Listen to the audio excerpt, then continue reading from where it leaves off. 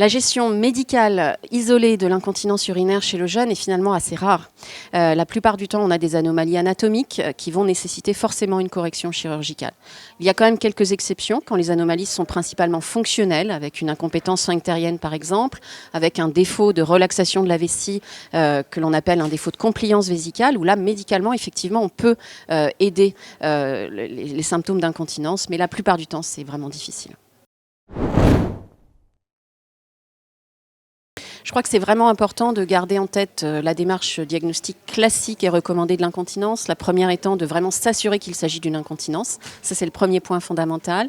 De rechercher, de distinguer si c'est une incontinence par défaut de vidange ou une incontinence par défaut de remplissage.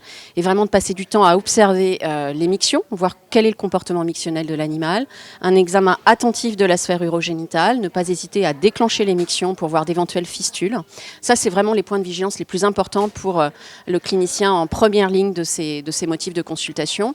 Et garder aussi en tête que parfois des facteurs confondants, tels qu'une infection urinaire ou une augmentation du volume urinaire avec un syndrome polyuropolydipsique, peuvent aussi participer et aggraver finalement les symptômes d'incontinence.